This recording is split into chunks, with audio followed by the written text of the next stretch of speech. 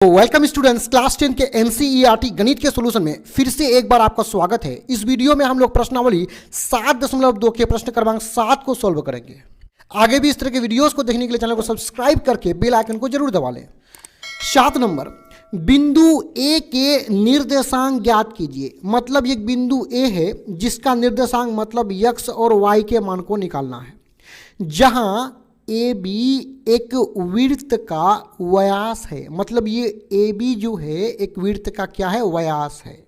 और इस A B में इसी ए के मान को क्या ज्ञात करना है। आगे देखिए, जिसका केंद्र मतलब इस वृत्त का केंद्र 2, -3 है तथा बी के निर्देशांक 1, 4 है। मतलब यहाँ जो बी देख रहे हैं ना, तो बी के निर्देशांक कितना है, 1, 4।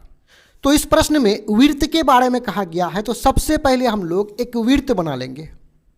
इस प्रकार का एक क्या बना लेंगे, वृत्त बना लेंगे। और ये जो रेखा देख रहे हैं, ये वृत्त का क्या है, व्यास है। यानी परिधि के एक छोर से केंद्र से गुजार करके दूसरे छोर तक करेंगे तो ये क्या बन जाएगा, व्यास बन जाएगा। अब यहाँ क्या कहा गया है कि वृत्त का व्यास क्या है, ए बी है। यानी इस व्यास का नाम हम ए बी दे देंगे। यानी ये पहले वाला बिंदु को ए और इस बिंदु को, दूसरे बिंदु को बी नाम दे देंगे। ठीक है। आगे हमें क्या कहा गया है कि जिसका केंद्र मतलब इस वृत्त का केंद्र ठीक बीच में होता है, तो इसका केंद्र कितना है, 2, -3। तो केंद्र कितना है, 2, -3। यानी ये जो केंद्र है, वृत्त का जो केंद्र है, इसका निर्देशांक 2, -3 है। आगे बोला है कि बी का निर्देशांक 1, 4 है। तो ये जो बी देख रहे हैं, इसका निर्देशांक कितना, 1, 4 है। हमें यहाँ जो ए देख रहे हैं ना, इसी ए के निर्देशांक को ज्ञात करना है। देखिए, किसी भी व्यास के ठीक बीच में केंद्र होता है। ये जो केंद्र है ठीक बीच में है, यानी यहाँ से यहाँ तक की दूरी और यहाँ से यहाँ तक की दूरी आपस में क्या है, बराबर है। इसका मतलब ए बी का मध्य बिंदु क्या है, ये बिंदु क्या है, मध्य बिंदु है। और इस बिंदु को हम कुछ भी मान सकते हैं क्योंकि ये केंद्र है। केंद्र को अंग्रेजी में सेंटर कहते हैं और उसका पहला लेटर सी होता है। तो आइए इस बिंदु को सी मान लेते हैं। तो यहाँ पे हमें ए के निर्देशांक को निकालने के लिए हम लोग विभाजन सूत्र का प्रयोग करेंगे। यानी विभाजन सूत्र का जो मध्य बिंदु वाला सूत्र है, उसी का प्रयोग करेंगे। ये सूत्र रहा। यानी ये अगर बिंदु बीच में रहे, यहाँ से यहाँ तक की दूरी और यहाँ से यहाँ तक की दूरी क्या हो, बराबर हो, तो ये पहला बिंदु x1 y1 और दूसरा क्या होता है, x2 y2। तो इसके x के मान को निकालने के लिए इस सूत्र का प्रयोग करते हैं और y के मान को निकालने के लिए इस सूत्र का प्रयोग करते हैं। कोई मध्य बिंदु का सूत्र को एक साथ भी लिख सकता है। पहला मान x का है और x का सूत्र क्या होता है, x1 + x2/2 कामा। दूसरा मान y का है तो y का मान होता है y1 + y2/2। तो अब देखने वाली बात यहाँ पे ये है कि इस चित्र में हमें जो मध्य बिंदु यहाँ पे जो C है, इसके तो निर्देशांक दिया हुआ है ना। दूसरा बिंदु B के भी निर्देशांक दिया हुआ है। हमें बिंदु A को निकालना है। यहाँ किसको निकालना है, A को निकालना है।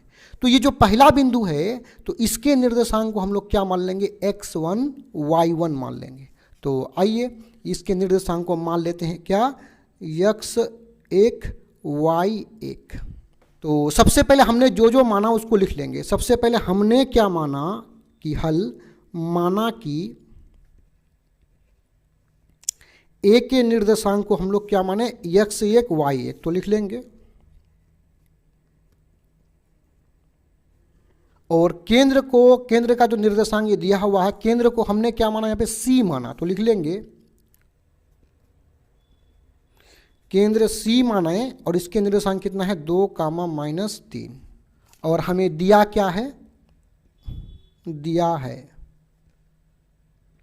हमें दिया हुआ है B के निर्देशांक। यानी B के निर्देशांक कितना दिया हुआ है, 1, 4। तो इस चित्र को आपको इस स्थान पर बना लेना है। मुझे समझाने में सुविधा हो इसलिए नोट कर लिया हूँ।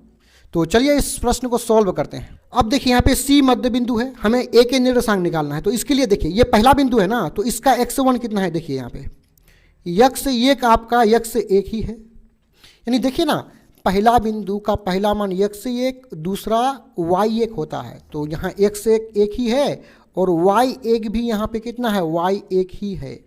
और दूसरा बिंदु यहाँ पे जो है ये x2 y2 हो जाएगा। किसके अनुसार, सूत्र के अनुसार, दूसरा x2 y2। तो x2 है 1 और y2 है 4। और बीच वाला जो बिंदु है ये x और y होता है। तो x है 2 और y है आपका -3। तो यहाँ पे x1 y1 को निकालने के लिए हम लोग जो है विभाजन सूत्र का प्रयोग करेंगे। तो x बराबर क्या होता है, x1 plus x1 plus x2 और बट्टा में कितना होता है, 2 होता है। ऊपर से मानों को देख करके रख लेंगे। देखिए x का मान 2 है, बराबर करेंगे x1 का मान x1 ही है, बीच में प्लस x2 का मान, देखिए x2 का मान 1 है, बट्टा में कितना है, 2 है। आइए इसको क्रॉस गुना कर लेते हैं। ये 2 जाकर इससे गुना होगा, 2 दूने 4 बराबर इधर क्या है x प्लस 1। अब सिंपल सा क्या करेंगे, इधर 4 है प्लस 1 इधर आएगा तो -1 बराबर में कितना x बचा है।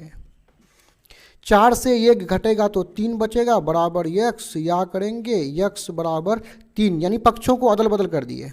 सॉरी यहाँ जो है ना ये x1 है तो x1 को लगा देंगे यहाँ पे, तो x1 का मान कितना आया, 3। अब आइए y के सूत्र का प्रयोग कर लेते हैं। तो सिंपल सा y का सूत्र होता है y बराबर y1 प्लस y2 बट्टा में 2।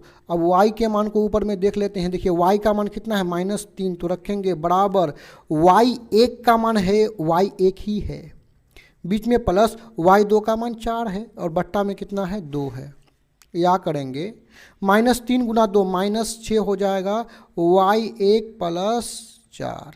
अब देखिए इधर है -6 प्लस 4 इधर आएगा तो -4 हो जाएगा बराबर में y1, -6 -4 -10 y1 हो जाएगा।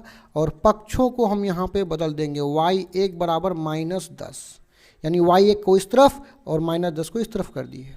अतः हमें जो a के निर्देशांक निकालना था, तो a के निर्देशांक को हमने x1 और y1 माना था, जो कि कितना निकल गया है, a बराबर x1 का मान कितना निकला है, x1 का मान 3 और y1 का मान कितना है, -10। यानी a के जो हमें निर्देशांक निकालना था वो कितना निकला है, 3, -10। यही हो जाएगा आंसर। डिस्क्रिप्शन में और भी वीडियोस के लिंक है। धन्यवाद।